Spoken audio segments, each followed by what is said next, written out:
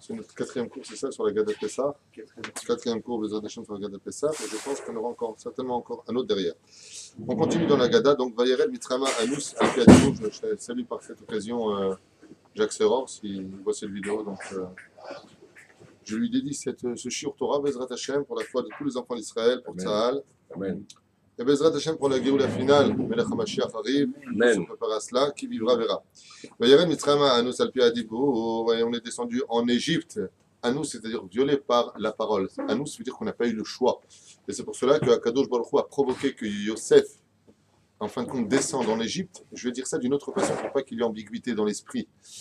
Quand un homme fait quelque chose au niveau de son libre arbitre, Dieu se sert souvent de ce que nous faisons aussi bien dans le mal que dans le bien, ou dans le bien que dans le mal, plus exactement, et atteint son but malgré tout. C'est-à-dire que Yaakov Avinu devait de toute façon descendre en Égypte à cause du Dibour. Quel Dibour? Bebrit Ben Ametarim. Abraham, comme on avait expliqué, Dieu lui promet que ses enfants descendront en Égypte et qu'ils seront mis en esclavage. On est bien d'accord. Donc à partir de ce moment-là, on devait descendre en Égypte. Mais on n'avait pas fixé de quelle façon on descendrait en Égypte. Donc, Al-Piadibur, on était à nous, ça veut dire on est obligé de descendre en Égypte. Mais de quelle façon? Le Zohar HaKadosh nous dit que si Yaakov Avinu n'était pas descendu dans les honneurs, comme on peut lire dans la paracha de Vaïgash, à la fin de Vaïgash, on voit Yaakov donc pénétrer dans le pays d'Égypte avec tous les honneurs qu'on pouvait leur faire aux 12 tribus, eh bien, il serait descendu enchaîné. Donc, Al-Piadibur, c'est qu'on est Vayered Mitzrayma Anus Al-Piadibur, c'est-à-dire on a été obligé d'y aller parce que Dieu l'avait dit. Dit pour de qui? Que Dieu avait dit à Abraham Avinu alav shalom. De toute façon, Yadoa Teda ki ger yezaracha beretz lahem. Mais attention, guerre. Vayagor sham elamet shelo yarad Yaakov Avinu ela lishtaka b'Mitzrayim. Tu devais juste y aller pour un tikkun qu'on a déjà expliqué à maintes reprises, récupérer les âmes qui se trouvaient là-bas sur place, d'accord? Et une fois qu'on les avait récupérées, ces âmes qui étaient malheureusement tombées, eh bien, nous pouvions immédiatement sortir du pays d'Égypte parce que dans toute mission que le peuple juif a à vivre ou à s'engendrer de par lui-même, c'est-à-dire qu'on peut tout à fait avoir affaire à une punition parce qu'on n'a pas fait ce qu'il fallait faire en Eretz Israël, donc la terre va nous vomir. Dieu nous dit, dégagez de ce pays parce que vous êtes fait Avodah Zarah, vous n'avez pas d'amour l'un pour l'autre, comme on l'a vu pour le temple, premier temple et deuxième temple. Mais de l'autre côté, la Gemara est formelle, elle nous dit que tout le but des enfants dans la galoute, eh bien, c'était d'aller récupérer les âmes des convertis qui forment en réalité la magnificence du peuple d'Israël. Alors, dans ce cas-là, il faut savoir, est-ce qu'on doit y aller parce qu'on n'est plus nous, est-ce qu'on doit y aller parce qu'on a une mission? Non. Si on n'avait pas fait de bêtises, on serait comme y aller comme des émissaires. On aurait envoyé 2-3 personnes, et il y en a qui donnent une autre réponse. Il y en a qui disent que si on n'avait pas fait de bêtises, la lumière aurait été tellement forte en Israël qu'elle aurait fait le travail d'Israël sur la galoute. C'est un des mamars que j'ai lu. D'accord? Et il y en a qui disent que non, on aurait envoyé comme Shlouché des Rabbanan. Allez, un chaliard qui va dans tel endroit les ramener.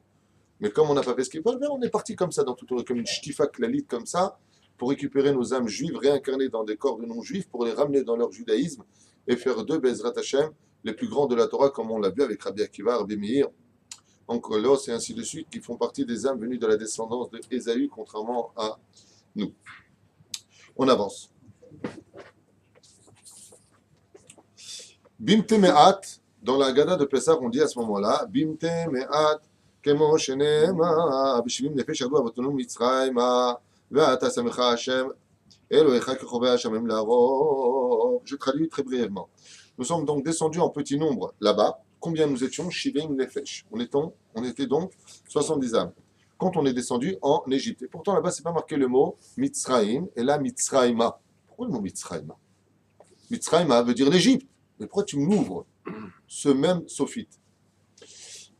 Mitzrayim a dit Zohar HaKadosh, c'est la gématria du mot Shechina. Shechina qui veut dire le dévoilement de Dieu. Ça veut dire que la rencontre avec l'Égypte ici ne s'adresse pas directement à l'Égypte, mais elle s'adresse en l'honneur de Dieu. De quoi est-ce que l'on parle? Qu'est-ce que vient nous dire ici la Haggadah de Pessah? Alors bien entendu, tout ce que je dis, Yeshivim Panim la Torah, ce que je dis n'est qu'une explication sur les 600 000 qui existent, comme on a déjà expliqué. D'accord? On va vite dans nos explications, parce que sinon on pourrait rester des heures à chaque fois. Donc, juste des bribes comme ça d'explications importantes pour nous, pour ouvrir notre esprit et comprendre que c'est pas comme le film de Cécile B2000 où les gens se sont, pendant des années, malheureusement, on était un peu assimilés à ce genre de choses. C'est beaucoup plus profond à regarder ensemble ce qu'on va voir. Mitzrayma, on parle de la Shechina. 70 sont descendus en Égypte Donc, un condensé de ces âmes descendent en Égypte, et pourtant, quand on fait le décompte des enfants qui descendent en Égypte, nous sommes exactement 69 au niveau des noms. Alors, qui est le 70e? Sur ce, ici, le texte répond, Mitzraïma, la Shekhinah elle-même descend avec lui. C'est une explication du Zohar. La Shekhinah descend avec lui. Il y en a qui disent, non, Yosef était déjà en Égypte. Donc, 69 plus lui qui est là-bas. Il y a un Mahamar de Rabbi Avraham Azoulay dans son livre Chesed l'Avraham qui dit autre chose. Il dit, tu sais c'est quoi le 70e? Techef Teda. Il dit le 70e, c'est Yocheved. Yocheved prend son nom du mot Kavod. Yocheved, ça vient du mot celle qui respecte. Lechabed, Yocheved. Qu'est-ce qu'elle est venue respecter? Elle est venue respecter l'honneur de la Shekhinah. Et les sages nous disent que Yocheved est né exactement à la frontière égyptienne. C'est vrai que quand tu fais le dénombrement des enfants d'Israël, tu arrives à 69. Pourtant, il est marqué Shivaim Nafesh Yardu Mitzraïma sont descendus en Égypte. Oui, mais ici, qu'est-ce qu'on voit? On voit qu'il y en a une qui va naître exactement à la limite. Et qui est cette Yocheved? Voilà que les sages nous disent, ainsi que le Rama de Pano dans son livre Gilgulé Neshamot, que Yocheved n'est autre que la réincarnation de Ève.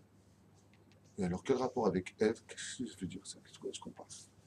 Elle est revenue livrer le combat en l'honneur de Dieu. Contre qui? Contre celle qui dirige le pays d'Égypte. C'est qui cette femme qui dirige le pays d'Égypte? Les sages nous disent qu'il y a 70 nations. Que 70 nations sont toutes dirigées par des anges masculins. Mais il n'y a qu'une seule féminine, et c'est la plus dangereuse de toutes. C'est la plus dangereuse de toutes, elle s'appelle Elialité, c'est la reine des démons, qui n'était autre que la première femme d'Adam Arishon de la création du monde, que Adam répudia, parce qu'il avait vu se constituer d'or et de chair et de sang, en d'autres termes, comme il a vu de ses yeux, alors il l'a renvoyée, mais elle était reine à la base. Et qu'est-ce qu'elle a fait, elle? Comme elle a été répudiée, elle cherche jusqu'à aujourd'hui à se venger de l'être humain. Donc, comme elle est née reine du monde et qu'elle a été répudiée, elle a perdu son titre, elle est devenue reine des démons, qu'on appelle, je ne dirais qu'une seule fois parce qu'on ne peut pas prononcer son nom plus que cela, faites très attention, Lilith, qui est un nom extrêmement dangereux. Il y a 5 reines de démons. Elle, c'est la best, c'est le numéro 1. Et elle, comme maintenant elle devait diriger le monde, Dieu lui a donné un pays. Et quel est le pays qu'elle lui a donné entre les mains? L'Égypte. Donc, maintenant qu'on comprend que Yocheved n'est autre que Ève, donc, en fin de compte, là, qui, celle qui fait de la concurrence à Elialité, elle revient se battre. Pourquoi? Parce que Elialité s'est vengée par la pensée du serpent en faisant tomber Ève. Et voilà que l'histoire recommence. On retourne dans les frontières du combat, en l'honneur d'Akadosh Baruch Hu, puisque avant, dans la faute originelle, nous avions trompé Hachem. On est descendu en Égypte pour récupérer les âmes de la pire Avera du judaïsme. J'ai nommé Zera Levatala, d'accord, celui qui jette sa semence. Cette semence étant tombée en Égypte, nous venons la récupérer pour les Chabed et Hachem, et c'est un travail qui est très lourd. Et voilà que sur place, Yocheved arrive et reconstitue l'histoire de Maaseh Bereshit. Pendant 130 ans, nous disent les sages, Adam Arishon s'est séparé de sa femme. À quel âge va avoir son fils? Yocheved, elle va avoir son fils à quel âge? 130 ans. Et la Torah n'oublie pas de nous le stipuler. À 130 ans, Mea ou Shloshim Shana, elle a mis au monde un enfant. Et cet enfant, il s'appelle comment? Moshe. Et tout de suite, le Hari Akadosh nous dit, mais tu sais, Vea Ish Moshe, comme le rappelle le Ben Ishraï, il avait 5 réincarnations, mais son âme principale, c'était l'âme de Hevel. Et c'est pour cela que Moshe, qui n'est autre que Hevel, va lutter contre Pharaon, qui n'est autre que la réincarnation de Caïn. Et c'est pour cela que, comme Caïn, comme on l'a expliqué dans Masechet Avodah Zarah, étant le fils de Ève et du serpent, oui, je crois que c'est Masechet Avodah Zarah, page 25, il faudrait que je vérifie, il me semble que c'est là-bas, oui. Donc, qui est le père spirituel de Pharaon? Le serpent. Et les sages nous disent que Pharaon lui aussi mettait tous les jours les tefilines de la Sitra Hara. Qu'est-ce qu'il avait? Il avait une couronne en or sur la tête avec un cobra en or massif qui sortait. Et il avait un bracelet ici qui démarrait avec la queue du serpent et il s'enroulait jusqu'ici en arrivant jusqu'au doigt. Et ici, il y avait le Nahash.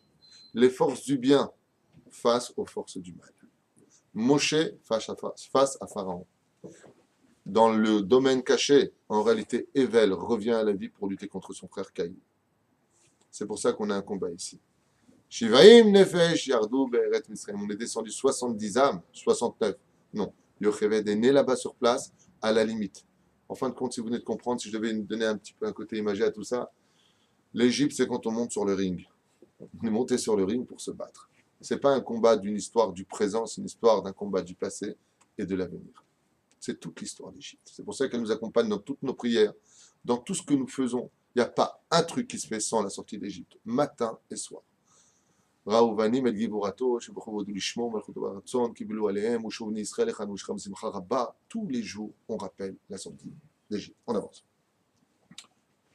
Vaïsham, le Goy Gadol, Melamed, Shayubne Israël, Metsuyanim, Sham. D'accord? On s'est donc distingué là-bas, nous sommes descendus.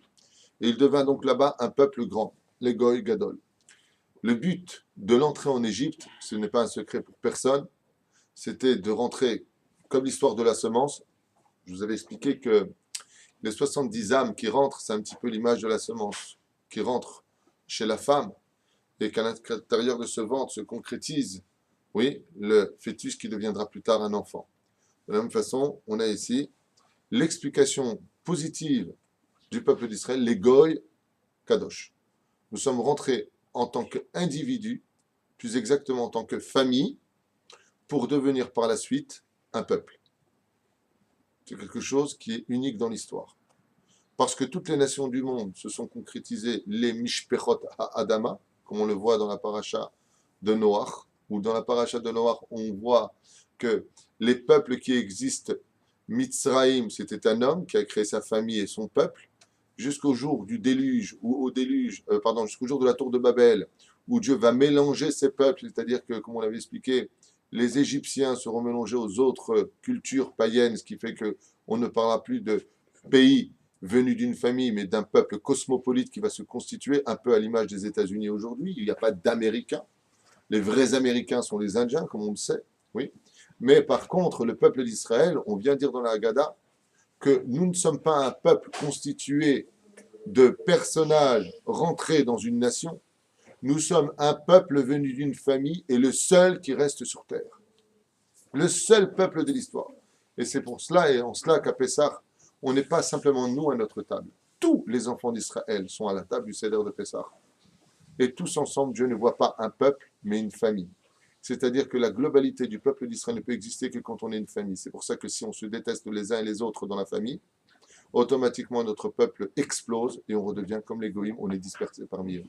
Il faut qu'on arrive à cet état de famille. Comme le mec qui vient comme ça pour se garer, il y a une voiture qui lui bloque le passage, il se retourne, il voit un juif qu'il ne connaît pas, il lui gueule dessus. Tu vois pas, espèce d'abruti. Mais s'il se retourne et qu'il voyait que c'était son propre frère, oh, comment tu vas, tu veux te garer? Je connais, c'est mon frère, c'est ma famille, c'est mon sang. Le jour où on arrivera à ce même état d'esprit, quand on verra notre frère juif derrière en disant je veux juste me garer avec le sourire, au lieu de lui crier dessus comme si on était des étrangers venus de peuples différents, eh bien, on aura fait un grand pas dans l'humilité. C'est ce qu'on dit le soir du Seder de Pessah, en parlant de la hardout, sans trop m'attarder sur le sujet, on en a parlé et reparlé, mais là, on vient dire ici, Sham les Goy Gadol, on est un Goy Gadol, il y a une nation, et j'ai noté ici, parce qu'il y a des commentaires que j'ai pris de moi-même, bien entendu basés sur l'expérience des années d'études. Pourquoi? Parce que Dieu veut devenir roi. Il n'y a pas de roi s'il n'y a pas de peuple. Et il n'y a pas de peuple sans roi. Il faut les deux. Donc, on est rentré en Égypte. Dieu en retire un profit. Mitzraïma, la Shekhinah est heureuse quand elle voit les enfants d'Israël qui rentrent dans cette galoute, bien entendu. La gour, pas la dour. Juste une petite période. Imaginez que le fœtus dans le ventre de sa mère, après 9 mois, il dit non, je reste encore un mois. On imagine que c'est exactement pareil la galoute. Tu y es pour une période précise, 9 mois, dégage. Pas plus de 9 mois en galoute. Allez hop, Tarzor, Abaïta. Reviens à la maison. Et là, qu'est-ce qu'on voit? On voit que la Shrina, le roi, il est content. Mitzraïma, c'est la Shrina qui se dévoile. Ah, maintenant vous allez enfin sortir du pays d'Égypte. Les Goy Gadol Vatsum, Kemo Sheneema. Alors là, par contre, on nous dit que nous sommes devenus un peuple Atsum. Je vais noter ici quelque chose d'important. Le jour où Israël comprendra qu'il est une nation sur sa terre, on deviendra invincible. Le jour où on sera unis, c'est marqué ici dans la Haggadah de Pessah au nom de la Torah. Les Goy Gadol Atsum. Quand on sera un peuple grand sur sa terre, c'est-à-dire que quand tous les exilés de la Galoute reviendront sur la terre d'Israël, et que Israël ne sera pas, donc au chiffre aujourd'hui, on a à peu près 6 800 000 en Israël, simplement, hein, oui, mais le jour où Baruch Hashem, ou de par leur volonté, ou alors tout simplement fichus à la porte par les nations du monde, les Juifs remonteront sur la terre d'Israël et qu'on sera tous unis ici, on sera donc un grand peuple. Imaginez que demain, Bezrat Hashem, nous soyons 10 millions de Juifs en Israël. Ouais, il y a marqué ici dans la Torah, vous serez Hatsum, vous serez très fort. Plus on sera de Juifs en Israël, plus notre force en tant que nation montera et se décuplera. Plus ce sera comme ça, et mieux ce sera pour nous. Moins on est, c'est évident. Baruch Hashem, tu as raison, Abraham, c'est évident. Top.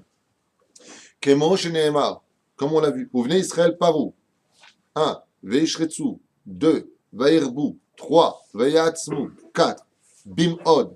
5. Meod. 6. Bimod, Meod. Qu'est-ce qu'il est en train de me dire ici? Vous savez, des fois, les gens, quand Rachid intervient et qu'il dit quand une femme tombait enceinte, elle en avait 6 dans le ventre, elle en mettait 6 au monde. Des fois, les gens ils te disent mais d'où c'est ça, Rachid? D'où il invente des choses pareilles? Où est-ce que c'est marqué dans la Torah? C'est pas marqué. En réalité, sachez que tout ce que disent les sages est marqué dans la Torah. Seulement, il faut être capable d'avoir le cerveau assez grand. Et donc, un grand cerveau, c'est-à-dire un homme qui s'annule. Ouais. Dans la Torah, plus tu veux exister, plus tu dois t'annuler. L'intelligence démarre par quoi? La crainte du ciel. Comme le dit le Télim 111, Reshit Rochma, Yirat Hashem. Le commencement de quelqu'un d'intelligent, c'est celui qui a la crainte du ciel. Ce n'est pas la connaissance de moi je connais et moi je sais. Pas du tout. Et là, qu'est-ce qu'on voit? L'explication de Rachid est ici. Combien on a dénombré de multiplications ici différentes? 6. De là, on apprend que 6 bevatachat. Chaque enfant était marqué ici. Peru, Vishritsu, Vairbu, Veatzmu, Bim, Od, Meod. Ça fait donc 6 fois. Baruch Hashem, chaque femme, il y a des sages qui disent 12 enfants, parce que les mots sont doublés en réalité. Il y en a qui disent qu'à chaque fois qu'elle accouchait, elle mettait 12 enfants au monde. Mais, top, Mishema Amin, l'homme fachet, celui qui a confiance en ce qui concerne les Chachamim, l'homme frère. Mais de toute façon, ne vous inquiétez pas, tout cela reviendra, dès que viendra le Melech HaMashiach, ce sera pareil. Tous ces miracles-là, mais je suis un peu inquiet parce qu'il y a marqué que les miracles de la fin de temps seront 50 fois plus grands que ceux de l'Égypte. Ça m'inquiète un peu, vous savez. Si on avait 6 à l'époque, 6 fois 50. 300 par jour.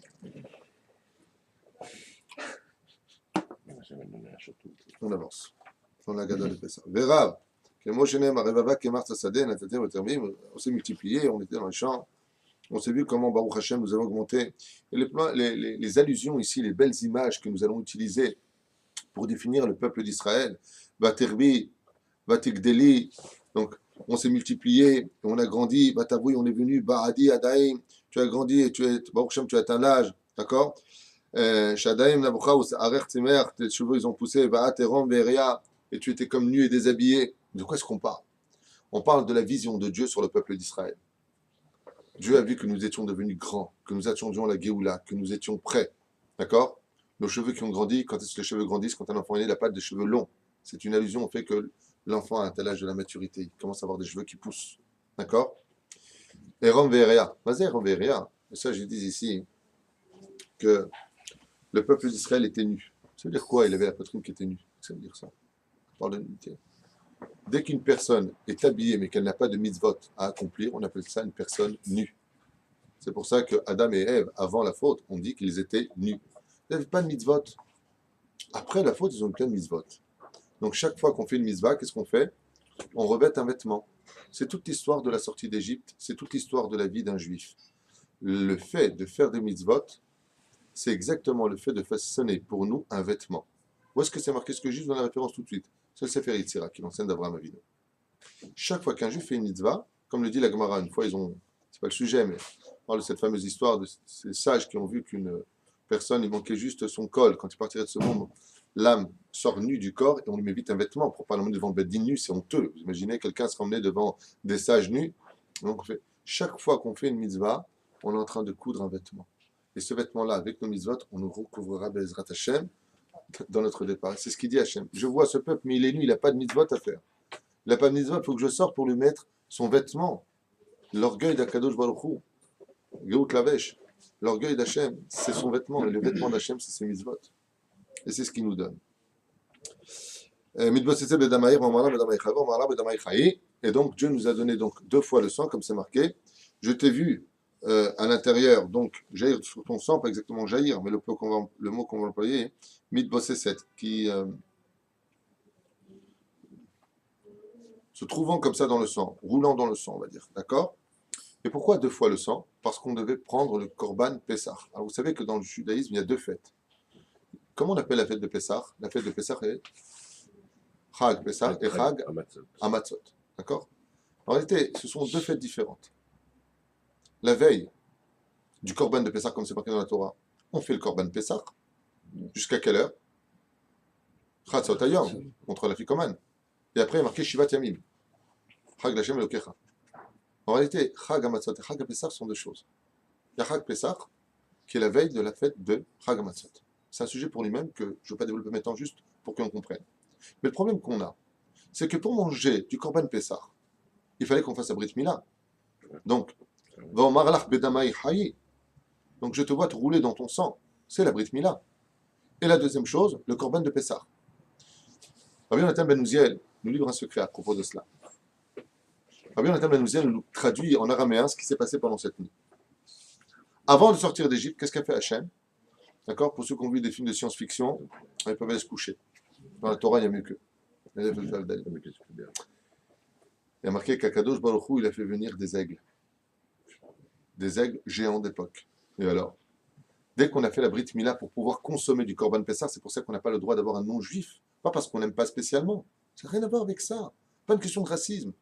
Mais on n'a pas le droit d'avoir un nom juif à la table du Seder de Pessah parce qu'un incirconcis ne peut pas manger de la galette de Pessah. On parle de la ficomane, bien sûr. D'accord? On ne peut pas le manger. Comme on le voit ici. Même les juifs eux-mêmes, fils de mère juive, ne pouvaient pas le consommer si elle n'avait pas fait la Brit Mila. Donc d'abord, la Brit Mila. Et Rabbi Yonatan Ben Uziel nous dit, ils sont montés sur des aigles et ils sont tous partis en Israël. Pourquoi? Parce que Rabbi Yonatan Ben Uziel nous dit, il est impossible de manger le Korban de Pessah en dehors de Yerushalayim, en dehors de l'endroit du Beth Amikdash.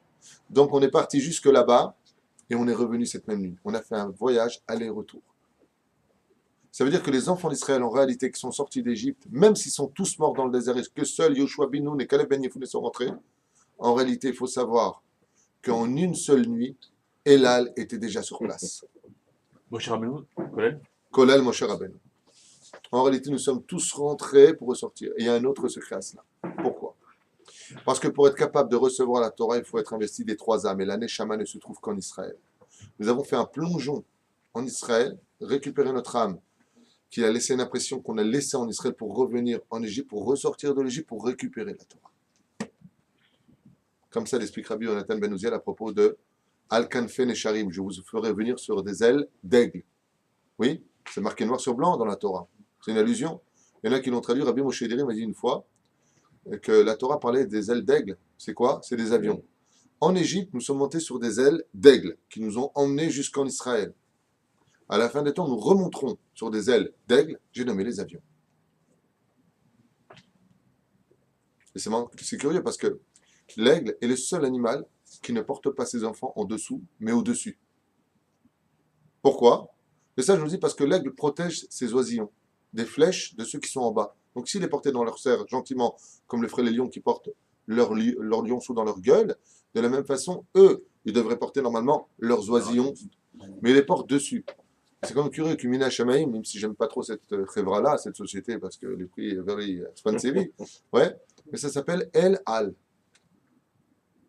Vert et au-dessus. Je trouve que c'est pas marqué, hein, ça par contre c'est de moi. Je trouve qu'il y a comme une allusion aussi incroyable. C'est El Al. Sur, vert, dessus. Exactement comme les aigles. Ils montent et ils nous placent dessus. Je ne fais pas un slogan pour El Al. Encore une fois, s'ils pouvaient juste descendre leur prix de 70%, ça nous rendrait service. Une période de Pâques. D'accord? Top. On avance. Donc d'abord on faisait le Korban, d'abord pardon on faisait la Brit Mila et après cela, Bezrat Hashem, donc 2 mitzvot distinctes et ensuite on faisait le sacrifice du Korban de Pessah. Et je rappelle que ce sont en réalité 2 fêtes qui sont accolées l'une à l'autre. La première fête commence, si on doit faire le calcul, à partir de Chatzot jusqu'à Chatzot, donc ça peut être 6 heures, ça peut être 12 heures. C'est la fête de Pessah, du Korban. Ensuite, quand vient le soir du Seder, on commence la fête de Matzot. D'accord? Top. Les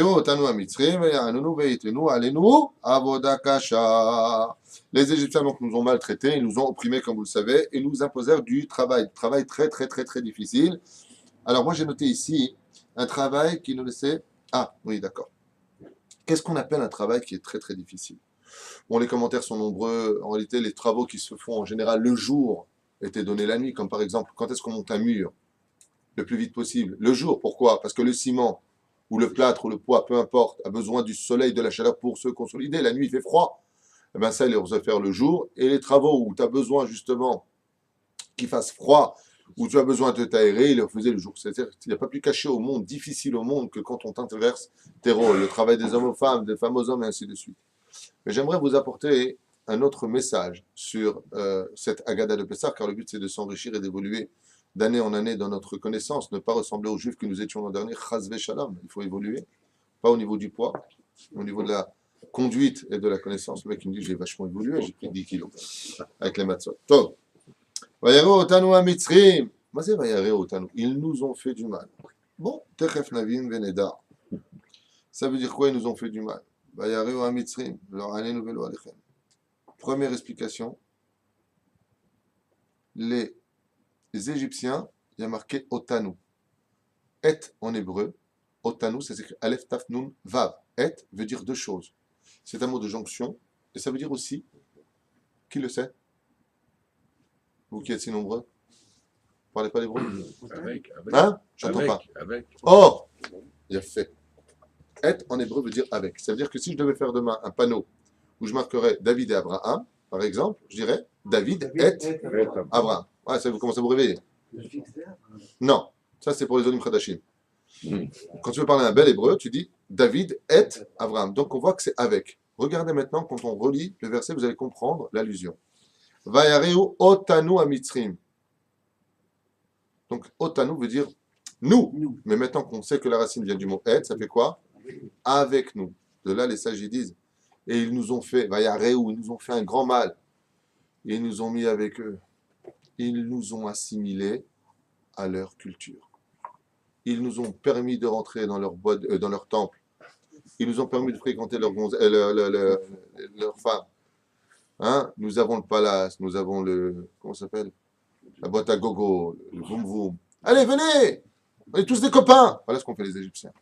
Et là, il y a la Gaïdan de personne de Vayarenu. Otanu, ne lit pas nous, mais avec eux. Ce qu'ils étaient, ils nous l'ont fait. Vous devenez comme nous. Nous ne sommes pas les uns les autres, on va vous apprendre à vous détester.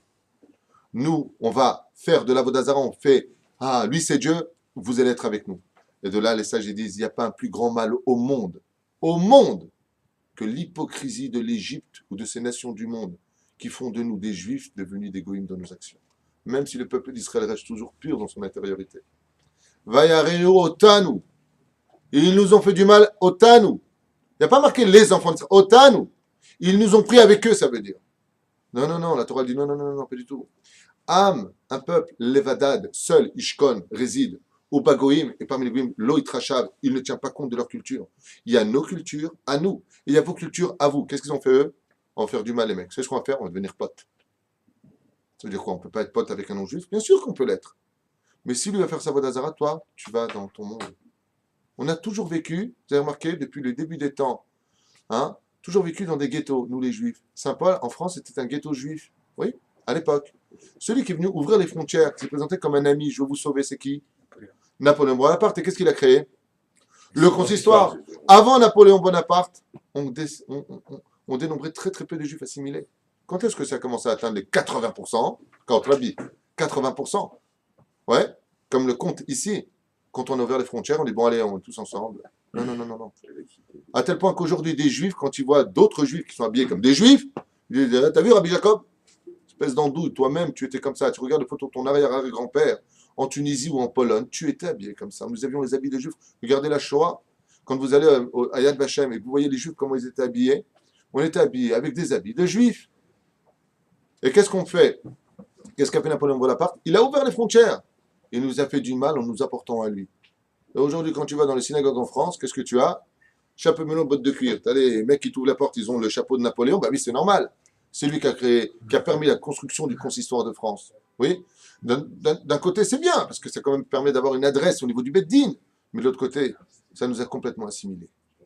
Complètement assimilés. C'est exactement ce qui a marqué ici. Vayareu otanu. Pas être Ben Israël, ils ont fait du mal. Ils nous ont mis avec eux. Habibi, mange pas à leur table. Azovoti. Ani Am Israël, je suis juif. Je mange dans mon coin. Même si, bien entendu, j'ai un message à faire passer aux nations du monde, de respecter les 7 points de Noachid. Je suis pas là pour les critiquer, je suis pas là pour les détester. Je suis là au contraire pour amener tout le monde avec nous vers le monde de la Gdusha. Nous sommes là pour faire grandir les nations du monde. Et nous sommes là pour nous faire grandir. Comment tu fais grandir les nations du monde? En le faisant toi-même grandir. Sois un bon juif, sois à ta place, sois un exemple. Rabbi Moshe Deriz, quand il passait dans la rue, Patrick m'a raconté que les non-juifs sortaient du magasin en disant mais c'est qui le patriarche qui est avec vous là? Tu n'avais pas besoin de t'assimiler aux non-juifs pour lui plaire. Tu n'es pas là pour leur plaire, tu es là pour plaire à Dieu. Et c'est pour ça que le jour où l'État d'Israël comprendra enfin le message qu'on n'est pas là pour plaire à ce que va dire M. Obama ou M. Finlande, comment il s'appelle? Hollande. Ouais. Monsieur Hollande, qu'est-ce qu'il va dire? Mais qu'est-ce que j'en ai à faire de ce qu'il pense? Moi, ce qui m'intéresse, c'est d'abord de voir ce que la Torah me demande, mon Créateur me demande. Pas de les critiquer, pas de les insulter, pas de me fâcher avec eux. Je fais ce que j'ai à faire, je suis mon chemin, tu verras qu'ils te suivront. Quand tu es sûr de ce que tu fais, les gens en général te suivent. Mais quand tu as un doute, quand le Safek, quand le Amalek s'installe en toi, alors effectivement, tu les remets tous en question. On avance. Deuxième explication, Vayareu otanu. Ils nous ont fait du mal. Qu'est-ce que ça veut dire, ils nous ont fait du mal? Ben, je vais vous donner un exemple, Emma Davardomé. Vous savez que, comme on le dira tout de suite après dans la Gada de Pessah, les Hébreux devaient construire la ville de Pithom et de Ramsès. Ces deux villes de Pithom et Ramsès, on avait un compte vis-à-vis des Égyptiens, effectivement. Pourquoi? Parce que quand les deux se sont affrontés, j'ai nommé Yosef Hatzadik et Yehuda Ben Yaakov, dans la paracha de Vaïkash, se sont affrontés, il y a eu du grabuge, il y a eu des villes qui ont été détruites. Et les deux villes qui ont été détruites, qui étaient devenues du caillou et de la poussière, de par la puissance énergétique spirituelle de ces deux géants de la Torah, c'était la ville de Pithom et de Ramsès. Donc il était légitime qu'on vienne payer les dégâts que nous avions détruits. Donc on est parti là-bas. Mais ces deux villes-là avaient un problème. Lesquels? C'est que si on a pu les détruire et que les autres n'ont pas pu être détruites, c'est parce qu'elles étaient construites au bord de l'eau. Et quand il y avait la marée haute et la marée basse, automatiquement, eh bien, ces deux villes étaient envahies. C'est pour ça que les gens n'aimaient pas les habiter. Ces deux villes ont dû être celles qui fut construite. Et quel était le problème? Vous allez comprendre tout de suite. Je vais vous raconter une métaphore, qu'un Machal et Madavardomé. Un jour, un homme a été condamné aux travaux forcés. Il a été condamné aux travaux forcés. Pendant 21 ans de sa vie, il a dû travailler la pierre, casser, construire. Et en fin de compte, après ces 21 ans, d'accord, ils ont construit 4 magnifiques tours de surveillance. Les 21 ans étant finis, cet prisonnier a été libéré. Quand il a été libéré, il a commencé à se trouver un travail. Il a épousé une femme et lui a donné un enfant. Cet enfant, à l'âge de ses 5 ans, part avec son père et sa mère faire un pique-nique. Et pour la première fois, qu'est-ce qui se passe? Il passe exactement par une route où tu vois de loin la prison et les 4 tours. À ce moment-là, le père s'arrête, il garde la voiture, il fait descendre son fils de la voiture avec sa femme, et il leur dit, vous voyez, ce pénitencier, c'est là où j'ai été enfermé pendant 21 ans. Mais il a le sourire. Alors le fils il regarde le père et lui dit, mais papa, la prison, ça doit être dur, pourquoi tu as le sourire? Il dit, non, j'ai pas le sourire pour la prison, ça, je suis pas bien avec ça. J'ai le sourire parce que mon fils, et il le prend comme ça dans les mains, il lui dit, tu vois ces 4 tours, c'est papa qui les a faites. Waouh, c'est toi qui as fait ça? C'est-à-dire que dans tout mal, il y a toujours une satisfaction. C'est comme l'armée, tu rentres, tu as les boules, tu sors, tu es fier. Il y a des choses qui sont dures à acquérir. Au début, c'est dur, mais quand tu les as finis, tu es quand même fier de quelque chose. Vayareu otanu Mitzrim, ils nous ont donné 2 villes qui ne pouvaient jamais laisser de souvenirs. Parce que dès qu'on la construisait, la marée haute venait et la détruisait. Ce qui fait que quand on revenait, nous, même après 210 ans, non plus 21 ans dans l'image, en Égypte, on ne pouvait pas dire ça, c'est les Juifs qui l'ont construit. Les Juifs n'ont jamais construit de pyramide, ça c'est évident, puisque les Égyptiens détestaient les Juifs et les appelaient profanes, alors que les pyramides étaient les tombeaux de leur sainteté. Donc il était hors de question qu'un Juif mette sa main, oui, qui était une abomination aux yeux des Égyptiens, dans la culture païenne des Égyptiens, qui étaient les pyramides. Les Juifs n'ont jamais construit de pyramides, que ce soit clair. D'accord? Mais les villes qu'ils ont construites n'ont pas laissé de souvenirs. Alors imaginez maintenant le même mec qui passe comme ça, il regarde la prison, et la prison, ce qu'il avait construit a été détruit. Il n'a même pas de satisfaction. On va y arriver, il n'y a pas un plus grand mal au monde que quand tu souffres de quelque chose, tu n'as pas de satisfaction. Et ça, on le voit dans les affaires. Le mec s'investit, il travaille. Non seulement il ne prend pas de paye, mais ça ne fait que pourrir sa vie. Ça, c'est le vrai mal. C'est-à-dire que tu n'as même pas le souvenir de. C'est comme quelqu'un qui a souffert toute sa vie durant. Il va quitter ce monde. Ouais. Lo alenu velo alechem. Mais il est quand même content d'une chose. Et bon, même si j'ai fauté, j'ai tellement souffert à côté de ce que j'ai fait que, mais tard que j'enverrai le bien. L'Égypte s'est arrangée pour que le mal que nous subissions en Égypte ne laisse aucun souvenir. C'est pour ça qu'il n'y a aucune stèle, aucun souvenir du travail des esclaves juifs en Égypte. Pour ne pas qu'on puisse dire un jour, ah, tu vois ça? Ben, c'est mon grand-père qui l'a construit. Il n'y a pas de souvenir. Ils se sont arrangés pour que ce que nous faisions ne laisse aucune satisfaction, même après quelques années, quand la douleur est passée. Top, on avance.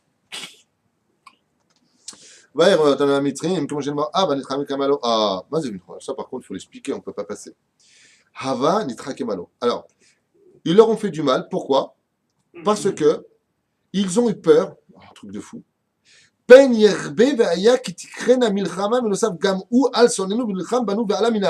Qu'est-ce que c'est que ce traduit? Alors je traduis. Allons, agissons avec sagesse contre lui, de peur qu'il se lève contre nous pour nous faire la guerre, ouais, et se battre contre nous et quitte le pays. Donc les Égyptiens n'étaient pas intéressés à ce que nous quittions l'Égypte parce que toutes les nations du monde savent que là où viennent des Juifs, en général, là où viennent les Juifs, il y a la bénédiction, il y a l'opulence financière qui vient, d'accord? Ils nous accusaient de voleurs constamment. Regardez, chaque fois que les enfants d'Israël ont quitté un pays, l'Égypte était la plus grande puissance du monde. On a quitté l'Égypte, jusqu'à aujourd'hui, elle ne s'est pas relevée. D'accord? On a quitté l'Espagne, jusqu'à aujourd'hui, elle ne s'est pas relevée. Je parle de l'Espagne d'antan, de Isabelle la catholique, Ferdinand roi d'Espagne. C'était la première puissance mondiale. Ensuite, on a quitté le Portugal 8 ans plus tard. Le Portugal était dit les armées invincibles. Oui, c'est tombé jusqu'à aujourd'hui. Après, on a quitté l'Angleterre. Vous vous rappelez à l'époque de, comment il s'appelle? Le comte de Montefiore, l'Angleterre, qu'on appelait les immersibles, les invincibles dans les airs. Ça a coulé. Chaque fois qu'un juif, une nation juive, ou plutôt une partie du peuple juif quittait un pays, automatiquement le pays tombait. Et le plus bel exemple qu'on ait eu dans ces temps modernes, ça a été la Russie. Gorbatchev, ouais. La Russie qui était Rocky Balboa face à... Je sais pas comment il s'appelle celui-là, ouais. Attention, la Russie face aux Américains, it's gonna find. Ouais. Ben, on a quitté la Russie avec Gorbatchev, on a eu nos visas. Ouais. Dans la même année ou à la fin de l'année, peu importe, plus de Russie. 12 nations se sont créées à l'intérieur d'un pays. Dès que les Juifs quittent un pays, c'est le pays qui s'effondre. Et aujourd'hui, le roi du Maroc, comment il supplie les Juifs de revenir. En Tunisie, il supplie les Juifs de... Pourquoi? Ahmadinejad, il veut nous détruire. Il a 15 000 Juifs chez lui. Ils n'ont pas le droit de quitter le pays. Pourquoi tu les gardes? Ahmadinejad, c'est la garantie que nous aurons toujours de l'argent ici. Les Juifs, c'est la bracha. Les Égyptiens le savent. On revient. Il y a une question qu'on doit se poser, mais comment on peut imaginer une fraction de seconde que Avan Trakemalo Penirbe.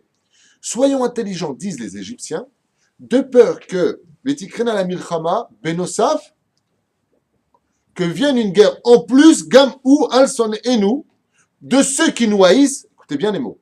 Donc, je vais retraduire la phrase. De peur qu'ils se multiplient et qu'ils, s'il y avait une guerre, et qu'ils se joignent à nos ennemis. Mais de qui est-ce qu'ils parlent? De quoi est-ce qu'ils parlent? De leurs ennemis. Il y a beaucoup de commentaires sur cela, je vais en livrer un. Un que j'ai lu dans le livre du Rav Ovadia Yosef Shlita chez Bader Haïmaloukim. Pour pouvoir comprendre ce qui a marqué ici, il faut déjà tourner la page, ou plus loin, dans la Gadat Pessar, c'est marqué Vayamot Melech Hadash. Et c'est mort un nouveau roi.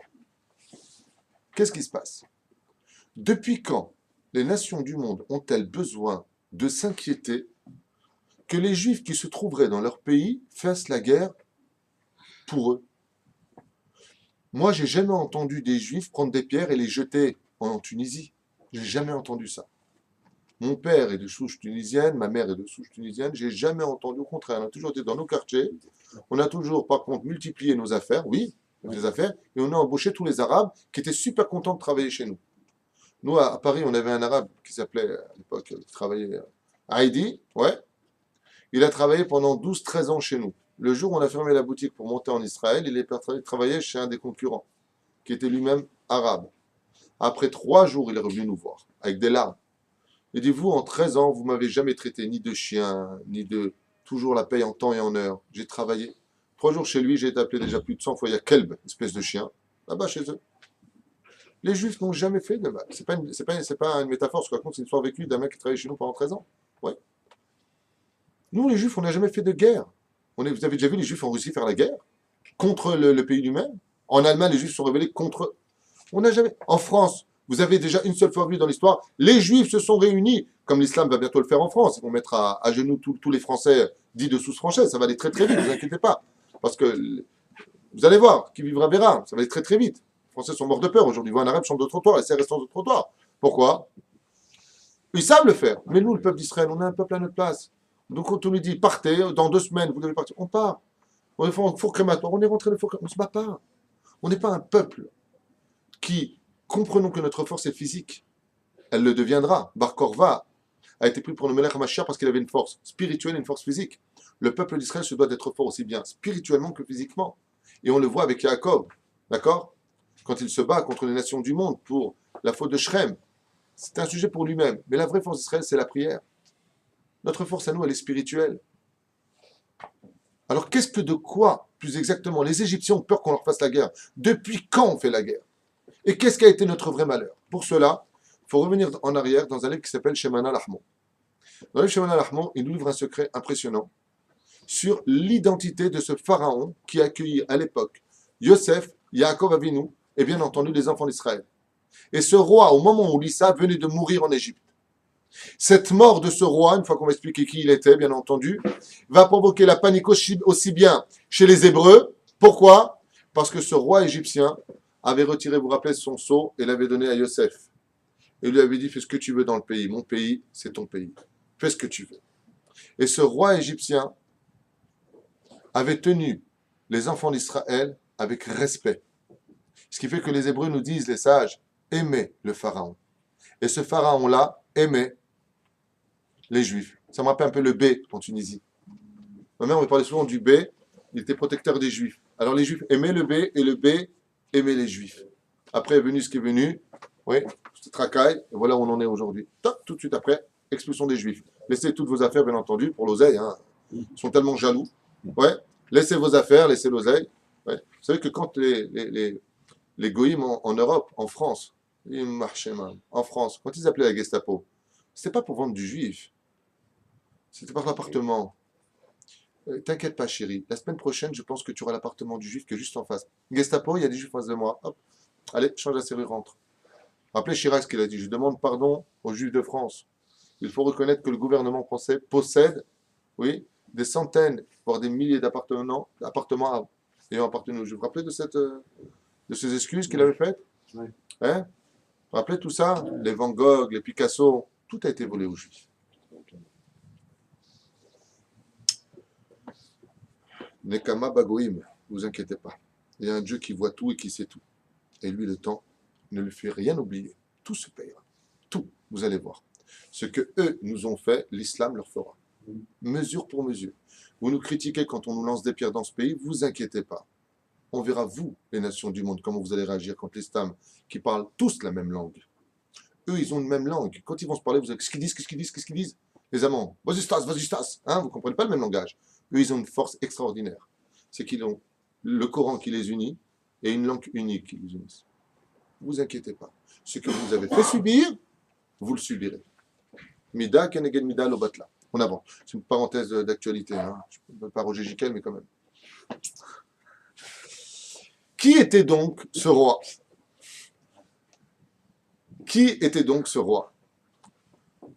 Si je m'en réfère à ce que nous raconte ici le livre des sages. Regardez.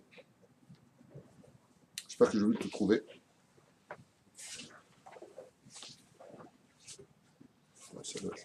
Une seconde.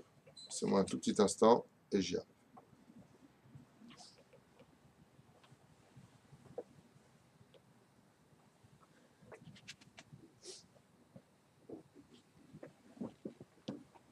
Abraham Avinu alav shalom, vous savez qu'il a eu 3 femmes dans sa vie. Il a eu Sarah et Sarah, qui n'étaient autres que la même femme. Oui. Ensuite, il a eu Ketura, Agar. Et ensuite, il a eu Ketura. Donc, on en dénombre 3. Selon certaines déotes, Agar et Ketura sont la même femme. Comme le rappelle Rashi, je crois au nom du Ramban.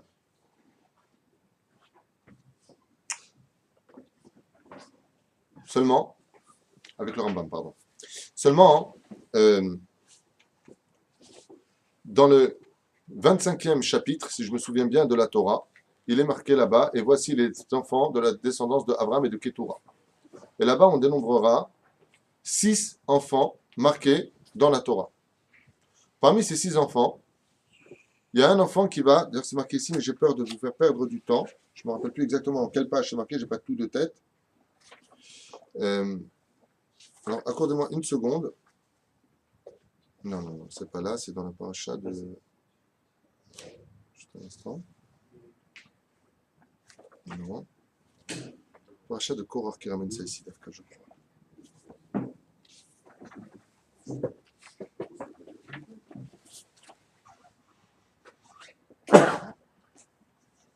Voilà. Ouais, c'est marqué ici. Très bien. Il dit que les Uksassim, il a créé un peuple, écoutez bien. Donc, bien entendu, ce pharaon, cet enfant va quitter la maison de papa. Ils vont être tous renvoyés puisqu'il va leur donner des trésors. Les sages nous disent les trésors que va leur donner Abraham Avinu n'étaient autres que de la sorcellerie. Toutes les sciences profanes vont être enseignées occultes à ces enfants-là, qui va créer une armée qu'on appellera les Uksassim. D'accord? Et lui, comment est-ce qu'il s'appelait à la base? Par la suite, en créant son petit-fils, donc le petit-fils d'Abraham Avinu, les Aravim. Comme ça nous rapporte ici les sages. Et ces Aravim vont commencer à créer une armée si puissante qu'ils vont provoquer les Égyptiens de l'époque. Ces Égyptiens de l'époque vont perdre la guerre contre les Aravim de cette génération et va se nommer roi cet homme, parce que Pharaon ne veut pas dire un nom propre, ça veut dire tout simplement roi en égyptien. Comme tu dirais en perse, Artarchasta, ça veut dire roi. En français, un roi. En égyptien, Pharaon. Il va se nommer donc Pharaon. De là, on comprend pourquoi, comme le disent ici, à un moment j'avais noté, je vais même souligner, mais je n'arrive pas à le trouver, donc je fais tout de tête. C'est comme ça. J'aurais dû préparer à l'avance, mais je n'ai pas le temps. Il y a marqué qu'il était, Bichlal, circoncis. Pharaon, non seulement était le petit-fils d'Abraham Avinu, donc on comprend pourquoi les Égyptiens qui détestaient les moutons, qui vénéraient les moutons, d'accord, et qui détestaient les bergers, donnent des pâturages d'Afka à Yosef et à ses frères. On voit que dans le texte de la Torah, il dit, Pharaon, oui, vous prendrez aussi faire paître mes moutons, mais comment est-ce que tu veux faire paître des moutons? C'était leur Dieu, d'accord? Il détestait les rohim, il détestait les bergers. Ce qui fait que ce Pharaon n'était autre qu'un cousin, tout simplement, de Yosef Hatzadik, un petit cousin. Quand est mort ce petit cousin, et que venu maintenant un Égyptien de souche égyptienne, les Aksassim, ceux qui vivaient dans ce pays comme étant des imposteurs égyptiens, d'accord? Donc qui étaient l'ennemi de qui? Des Égyptiens eux-mêmes. C'est de ça dont ont eu peur les Égyptiens. Maintenant, regardez le texte. Regardez le texte.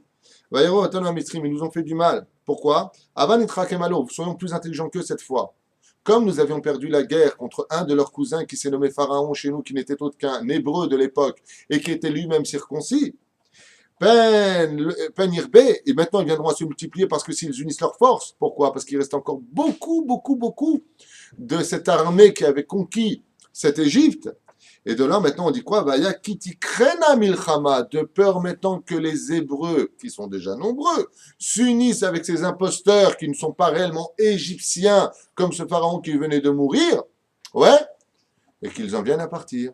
Maintenant, on comprend que ce n'était pas l'idée des Hébreux de faire la guerre, mais c'était l'idée de qui, depuis qu'était mort leur roi à eux, c'était de renommer un parmi eux qui serait roi, et les Égyptiens ont décidé à cette période de se révolter et de remettre le drapeau égyptien à sa place, et de dire maintenant, seul un Égyptien de souche égyptienne prendra le trône. Et c'est de ça dont ont eu peur, tout simplement, les Égyptiens sur place. Pardon? C'était le printemps arabe avant le... Exactement. Alors, j'ai parlé de ça récemment, le Rav Atoun a sorti un livre, justement, à ce sujet que j'aimerais présenter à l'occasion, mais il rappelle dans ses premières pages là-bas que le printemps arabe et que tout ce qui a été fait au printemps, vous avez remarqué que, j'en parlais hier soir encore avec mon épouse, que le printemps, c'est le renouvellement du monde. Vous savez ça. À Vive, les bourgeons renaissent. Il y a une renaissance de la vie. Ouais. Et vous avez remarqué que c'est juste maintenant que sort la Knesset, c'est juste maintenant qu'un pape est réélu. Le printemps, la révolte des Arabes, ils ont appelé ça, alors que ce n'est pas la période, le printemps arabe. D'accord. La renaissance. Pourquoi? Ben, pour recréer pour recréer leur nation. La nation se renouvelle. Ouais. Tout ça, c'est plus de chez nous. Nous avons été le peuple de la révolte quand ça s'est passé au mois de Nissan. Donc, qu'est-ce que font les nations du monde? Comme ils n'ont pas de guide dans leur vie, ils regardent toujours enfants d'Israël. Tout est fait par rapport à nous. Quand tu ouvres chez eux, là, nous sommes le nouvel Israël. C'est tout ce que tu as à dire, tu peux pas essayer de te vendre toi-même. Là, j'aime, tu es obligé de me copier. Nous sommes le nouvel Israël. Tout est un nouvel Israël. Pour Israël, il faut que tu aies un juif, oui. Tu connais d'Israël. Top. Ouais, nous que Moshe Nema, mais Simon Allah.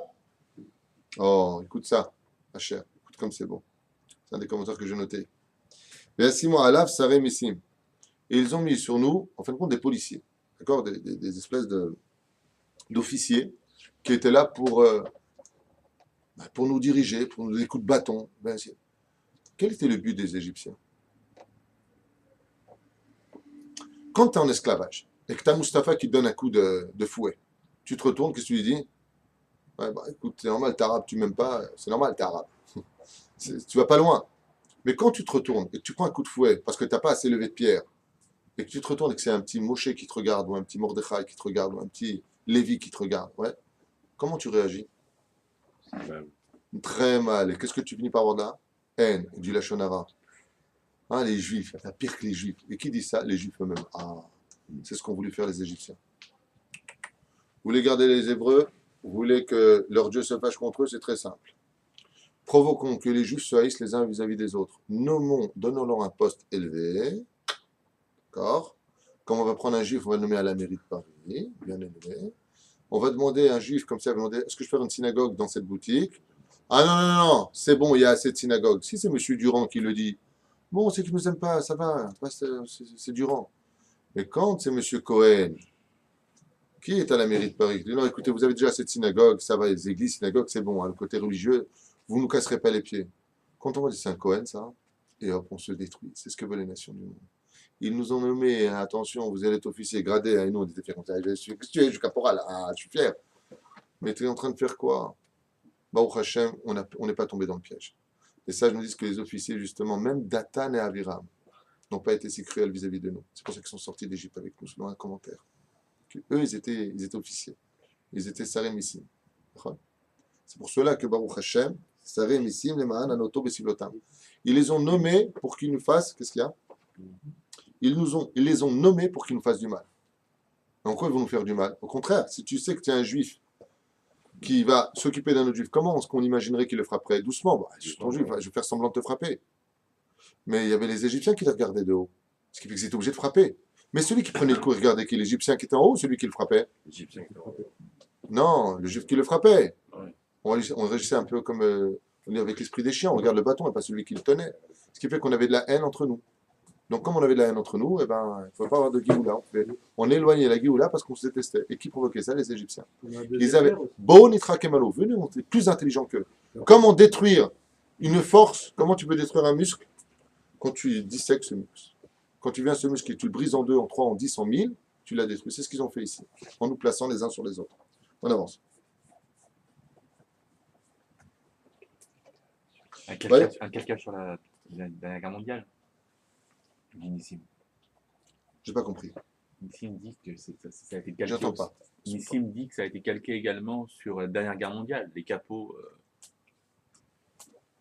Pas que sur la dernière guerre mondiale. Dans toutes les guerres juives, on a mis. Il y a une histoire qui est très très connue à propos de la première guerre mondiale. Quand les Autrichiens sont entrés en guerre, oui, contre une autre nation, je ne me rappelle plus, c'est pas important. Alors, vous savez qu'ils tiraient, ils avaient les fusils à baïonnette, oui. Et ils tiraient, puis quand ils n'arrivaient pas à achever la personne en face avec la baïonnette, ils le transperçaient au niveau du foie, du cœur ou des reins, ou peu importe, pour le finir en fin de compte. Il y a une histoire qui a fait beaucoup de bruit chez nous. C'est que il y a soldat allemand qui tire comme ça, et puis sur son ennemi. Et au moment où il vient pour l'achever, l'autre, il vient, il lui fait la main comme ça. Attends un instant. Alors, il vient comme ça, il arrête. Ouais. Il a déjà de la compassion. Il arrête. Il fait juste un instant avant de me tuer. Il lève sa main droite, il fait le schéma Israël. Quand celui qui avait tiré la balle et qui venait maintenant pour le transpercer à Bussai, il a jeté son fusil par terre. Il l'a pris dans les bras. Il a fait le schéma Israël avec lui. C'était deux juifs. Le schéma Israël nous a rappelé qu'on était. C'est extraordinaire ce qu'ont fait les nations du monde pour nous détruire. Chaque pays mettait dans ses rangs des juifs, ce qui fait que les juifs se tiraient sur eux-mêmes. Vous comprenez? Mais dès qu'il y avait de la Torah entre nous, tout allait bien. Ce qu'a dit le roi, si vous étudiez la Torah, ce glaive ne passera pas par vous. Mais s'il n'y a pas de Torah, le glaive y passera. C'est comme ça qu'il lui a sauvé la vie. Il l'a soigné, il l'a emmené. Ils sont très connus. Il lui a sauvé la vie. Qu'est-ce qui lui a sauvé la vie? Schéma Israël. On est juif, on doit faire attention à ne pas se faire de mal. Top. On avance. Je pense que il y aura encore peut-être 2 cours sur la Gadat Pessah, donc ça va faire beaucoup de cours, mais après tout, pourquoi pas la commenter, hein. Vous avez appris que le premier pharaon était d'origine hébraïque, qu'il avait la circoncision, qu'il était aimé des Hébreux, et voilà que ce nouveau roi qui se lèvera sera mauvais. Je finis encore, on m'accorde encore 2 minutes, d'accord, pour la suite. Et ils nous ont fait travailler Befarer. Moi, c'est Befarer. Et ça, je nous dis, il faut le lire en 2 mots. Farer veut dire avec dureté, mais en réalité, ça cache un autre mot. P, rach. P, ça veut dire quoi? La bouche. Rach, la douceur. Ils sont venus avec une bouche qui était douce. Il faudrait peut-être savoir, que je raconte. Ça se traduit par le mot dureté. Et on le lit par le mot Pérach, qui veut dire pourquoi? Pour t'enseigner comment ça s'est passé. Qu'est-ce qu'a fait Pharaon? Il marche, qu'est-ce qu'il a fait celui-là? Il est parti voir les Hébreux en leur proposant un deal. Il est parti comme ça, il est parti pour construire la ville de Pithom et de Ramsès, détruite donc, comme on l'avait dit, par Yehuda et Yosef. Et lui-même, Pharaon, qui faisait à peine ses 48 cm de haut, ouais, comme le petit bonhomme des Mystères de l'Ouest, vous vous rappelez, sur le piano, il y avait un mec, un Lilliputien, ça s'appelle pas un nain, c'est un Lilliputien, il a la même taille à peu près. On dit que quand il attendait le bus, il s'accotait sur le trottoir. Bien. Petit cola, un mec comme ça va, ouais, ça va. Plein de gaz. Tout le temps prêt à péter les plombs. Qu'est-ce qu'a fait Pharaon? Il est venu avec une bouche d'amitié. Chers juifs, mes chers amis, vous connaissez ce langage? Le roi David a dit, Ribono Shel Olam, fais-moi un cadeau sur terre. Oui. Fais-moi un cadeau sur terre. Dis-moi qui sont mes amis, parce que mes ennemis, je les connais. Tes amis, tu ne les connais pas. Sachez qu'on n'a pas d'amis. Tout ce qui n'est pas juif est anti-juif en général. En général. Il faut comprendre. Pharaon, comment il a fait pour emmener les juifs à l'esclavage? On n'est pas quand même des idiots à ce point-là. Voilà ce qu'il a fait. Il a commencé lui-même à prendre la première pelle de... Comment on appelle pas la pelle. Cruelle. Comment tu dis? Truelle. Parce que c'était cruel, c'est un jeu de mots. Ouais, truelle. Ouais. Il a commencé à la mettre. Les Hébreux, comme nous, on est un peuple gentil, on dit quoi? Le président du pays, ouais, quoi? Le pharaon lui-même, il se baisse pour mettre. On lui dit non, on va le faire. Qu'est-ce qu'il a fait? Avec une bouche gentille. Hein? Pérach, une bouche gentille. Non, je vous en prie, laissez-moi faire, vous n'allez pas le faire, vous n'allez pas vous salir. Qu'est-ce qu'ont fait les Hébreux? Mais si, c'est pas un problème. Voilà, Mordechai, Reuven, Shimon, Lévi, Issachar, Zvouloun, ouais, bon, venez. On sait que les Lévis n'ont pas participé, hein, bien sûr, à l'esclavage. C'est pour ça que je vous expliquerai après pourquoi. Je vous le dis maintenant. On ne sait jamais, de peur qu'on oublie. Vous savez pourquoi il a fait en sorte que les Lévi'im, ouais, ne soient pas mis en esclavage? Bon, pas simplement par le fait qu'ils étaient prêtres, c'est-à-dire qu'ils représentaient le peuple d'Israël, mais Pharaon savait que de la tribu de Lévi viendrait le Melech HaMashiach. Il avait vu dans ses étoiles que de la tribu de Lévi viendrait. Il a dit la seule façon pour ne pas recevoir un leader sur sa tête, c'est de prendre un mec qui ne connaît pas la souffrance de l'autre. Ça veut dire que quand tu as quelqu'un qui sort de l'enfer que tu as vécu, qui est ton leader, tu le suis parce que tu sais de quoi tu parles. Tu as vécu ce que j'ai vécu. Mais quand tu vois qu'un leader, il se ramène avec de la soie, des trucs en or sur lui, alors les enfants, nous allons arrêter de souffrir. Mais va te faire cuire un œuf, on a envie de lui dire. C'est pour ça qu'il a laissé les Lévis. Même ça, c'était pas gentil. C'était juste pour que le libérateur ne soit pas accepté par les Hébreux. Ça marchait ou pas? Ça a super bien marché, parce que la première fois que vient Moshe Rabbeinu, il se fait lapider. Dégage. Kimad Veskilouni. Pourquoi? Il me dit quoi? C'est toi qui viens nous libérer, mais toi tu connais que les soies avec les biberons de lait en luxe. Ouais, le luxe. Alors qu'est-ce qu'il y a marqué ici? Il y a marqué que Pharaon, qu'est-ce qu'il a fait? Il a commencé à faire la première truelle comme ça, et les Hébreux ont commencé à construire très très vite une maison, et un mur, et un deuxième mur, en une journée. Qu'est-ce qu'a fait Pharaon? Le lendemain, il leur a dit, voilà, moi je vous propose une chose. Si vous êtes capable de me reconstruire cette ville, d'accord, au maximum de votre potentiel, je vous promets une pièce d'or. Par personne. Et d'un coup, flouche, c'est normal. Vous savez pourquoi l'argent attire les Juifs? Parce que l'âme, dans la Kabbale, vient du monde de la Beria. L'argent, dit Rabbi Nachman de Breslev, surtout au Tagan Alenu, vient du monde de l'argent. Avec l'argent, on construit tout. Comme il n'y a pas de Torah sans argent, il n'y a pas d'argent sans Torah. Imen kemach en Torah. Imen Torah en kemach. Ce qui fait qu'automatiquement, nous, quand on a de l'argent, pourquoi on veut de l'argent? Pour faire la tzedaka. Regardez combien de paniers sont faits, combien on aide nos frères. Même les goïms, quand tu es parti à Ouman, toi, tu vas me donner, il me dit comme ça en anglais, toi, tu vas me donner de l'argent, pourquoi tu es juif? C'est sûr que les juifs, ils ont un bon cœur. Les goïms le savent qu'on a un bon cœur. Moi, le tzedaka en France. Combien de tzedaka? Ça n'arrête pas. Par rapport aux autres, ils ont besoin de faire de publicité pour montrer qu'ils en font. Ils ont besoin de montrer qu'ils en font. On n'a pas besoin de publicité. On fait les choses dans la pudeur. Oui. Qu'est-ce qu'a fait Pharaon? Le lendemain, il a vu qu'en quelques heures, ils avaient construit pratiquement la ville. Une grande partie de la ville. Comme ça nous raconte le Midrash. Mais les mecs, ils n'avaient pas arrêté. Hein. Jour comme nuit. Ouais. Alors, ça ne vaut pas 2 pièces d'or, Pharaon? Pharaon, quand il a vu ça, il a dit, les mecs, descendez maintenant. À partir d'aujourd'hui, vous allez faire ça tous les jours de votre vie, mais vous ne serez pas payés. C'est comme ça qu'a commencé l'esclavage. C'était un voda qui était très dur, mais il est venu vous paraître. Méfiez-vous de ceux qui ont un langage doux. D'accord? Mais Akadosh Baruch Hu va, bien entendu, se servir de cette médiocrité égyptienne pour nous libérer avant l'heure. Combien de temps devions-nous rester en Égypte? 400 ans. Et nous sommes sortis après 210 ans. Première explication, 210, comme c'est marqué, Redou Mitzrayim, Redou, Resh, Dalet, Vav. Ça fait combien? Resh, 200. Dalet, 4. Vav, 6. Ça fait 210. Donc, depuis le début, c'était prévu qu'on descende 210 ans, parce qu'il y a marqué Redou en allusion. Qu'est-ce que ça vient nous enseigner? Ça vient nous enseigner que, étant donné que les hommes et les femmes ont travaillé dans l'esclavage, donc c'était travail double. Étant donné qu'on travaillait jour et nuit, donc c'était travail double. Étant donné que nous travaillons extrêmement dur, c'est-à-dire à accélération, comme personne ne pourrait l'imaginer sur Terre, oui, donc ça a doublé les années.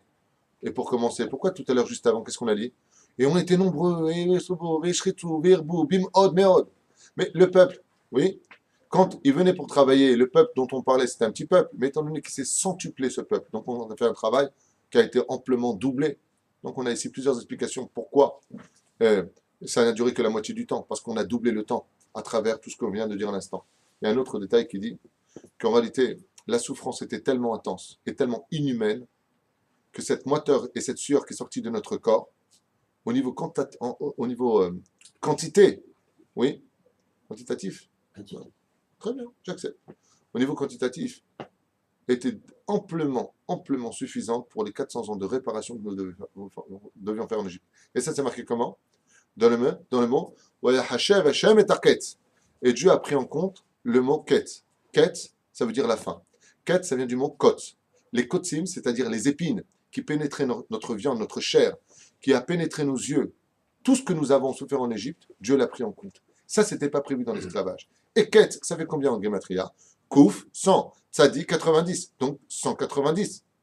Donc, si ça, on l'a pris en compte, cette souffrance qui était incommensurable sur les 400 ans, 190 moins 400, 210, qui fait exactement le compte des 400 ans, en réalité, dans sa totalité.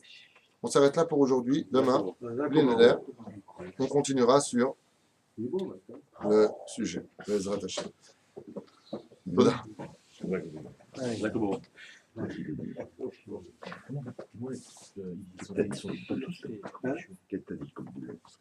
Adam. Rabbi Hanania ben